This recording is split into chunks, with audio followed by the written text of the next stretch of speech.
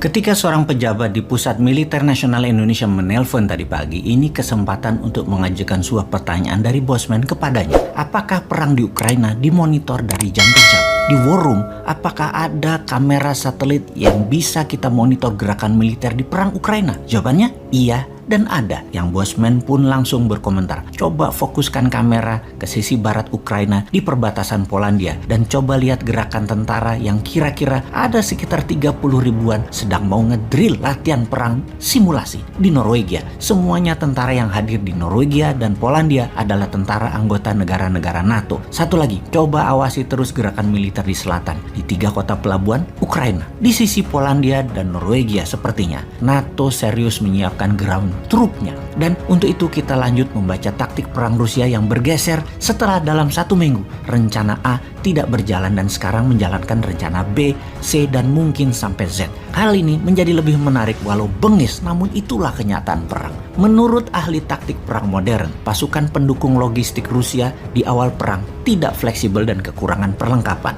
yang membuat pasukan tempur jadi kekurangan logistik untuk melakukan pekerjaan mereka. Secara kekuatan dalam negeri Rusia, militer Rusia memiliki kemampuan mobilisasi domestik yang luar biasa. Faktanya, dengan sekitar 30.000 personel mereka bertugas di pasukan distribusi logistik Rusia yang tugasnya meliputi pertahanan, penggunaan, dan pembangunan infrastruktur militer. Mereka bisa memobilisasi semua ini untuk perang Ukraina. Kekuatan Rusia sangat besar jika dibandingkan dengan negara lain, misalnya negara besar Tiongkok saja yang lebih banyak infrastruktur komersial, bisnis, dan kebutuhan masyarakat infrastrukturnya tetap lebih besar Rusia. Namun keuntungan domestik Rusia ini tergantung pada rel. Secara bersamaan mewakili kelemahan ketika konflik terjadi di luar negara Rusia. Saat perang jarak jauh, kemampuan logistik militer Rusia masih dipertanyakan. Dalam invasi Rusia ke Ukraina kali ini, rel kereta api canggih utama sebagai pengangkut logistik yang digunakan berada di Belarus dan di Rusia. Jadi, untuk pasokan lebih lanjut ke Ukraina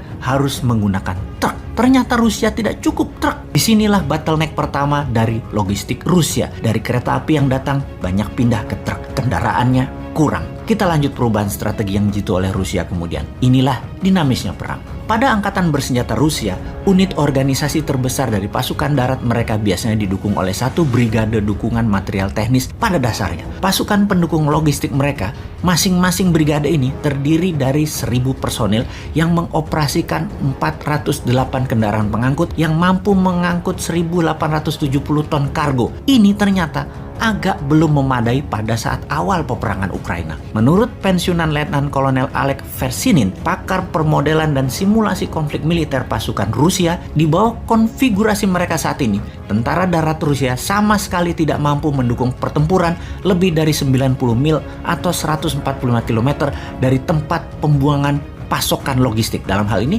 rel kereta api. Didasarkan pada kecepatan transportasi rata-rata 45 mil atau 70 km per harinya, inilah yang membuat dalam 1 minggu awal invasi, pasukan Rusia gagal mencapai Kiev karena lambatnya dukungan logistik. Selagi memperbaiki sistem logistik, Rusia merubah taktiknya sekarang dengan memperbanyak tembakan menggunakan artileri roket. Ini bukan roket penembak RPG tentunya yang digendong di pundak. Ini peluncur roket besar di atas truk atau di atas tank yang memerlukan pasukan pendukung logistik juga. Selain makanan, amunisi, dan bahan bakar, karena setiap roket memerlukan truk khusus untuk diangkut ke peluncur. Ini yang difokuskan oleh Rusia sekarang. Rusia kemudian menambah strateginya, yaitu bumi hangus ala Aleppo, Suriah. Strategi bumi hangus, serangan bertubi-tubi ke kota strategis agar menimbulkan efek trauma dan Zelensky menyerah, agaknya mulai menunjukkan efek positif bagi Rusia. Salah satunya mengakibatkan eksodus besar-besaran ke arah barat warga Ukraina. Masih sekitar fakta lapangan menunjukkan bahwa ketika pasukan Rusia menyerang, seharusnya pasukan Rusia dapat beroperasi secara mandiri tanpa dukungan logistik selama sekitar 3 atau 5 hari. Namun faktanya sekarang ternyata tidak lebih dari 2 hari sudah berantakan dan ditarik ke garis pertahanan. Di sisi Ukraina, pasokan pangan didapat dengan bantuan masyarakat dan bunker pangan yang sudah disiapkan jauh-jauh hari di ribuan titik pertahanan di seluruh Ukraina. Karena itu pasukan Rusia menggunakan pasukan Chechnya. Selain mengawasi penduduk, tugas berikutnya adalah mencari tahu di mana letak bunker pangan dan amunisi Ukraina. Rusia juga merubah strategi pasokan darat sekarang. Beroperasinya hanya di mana pasukan tempur meminta pasokan disediakan cepat sesuai kebutuhan dengan hit and run supply logistik menjadi tidak terbaca oleh pasukan Ukraina. Jadi Rusia saat ini pasukan darat yang diutamakan adalah logistik yang harus disediakan dan dilindungi terlebih dahulu, baru serangan militer dilakukan setelahnya. Untuk itu Ukraina juga tahu satu-satunya faktor yang dapat mengatasi masalah logistik ini adalah waktu. Makanya Ukraina bertahan total selama mungkin agar Rusia kehabisan cadangan pangan, amunisi, dan logistiknya. Karena kalau Rusia tidak merubah strategi logistiknya, militer Rusia diduga tidak memiliki kemampuan untuk perang lebih panjang dari 2 bulan. Sungguh, apa yang telah dilakukan pada hari-hari awal invasi Rusia ke Ukraina menentukan titik lemah kekuatan militer Rusia, atau mungkin menunjukkan bahwa titik lemah militer Soviet masih ada di tentara Rusia. Yang jelas di lapangan setiap saat bergeser, dianalisa, tidak ada rumus pasti. Rusia sangat dinamis melakukan perubahan. Dari kacamata pengamat militer pro Barat dan media Barat yang mempromosikan NATO dan Amerika menyatakan kemampuan logistik NATO dan sekutu bisa dibilang merupakan salah satu keunggulan strategis utama dari militer Barat, terutama Amerika, yang jaringan global pangkalan militer serta kemampuan pengangkut laut dan udaranya besar untuk bisa menyiapkan logistik dimanapun di bumi ini. Dan ini kita tunggu buktinya. Kalau NATO benar memiliki kemampuan itu, mengapa sampai saat ini belum berani bergerak juga? Rusia tahu, sangat tahu, NATO tidak mampu.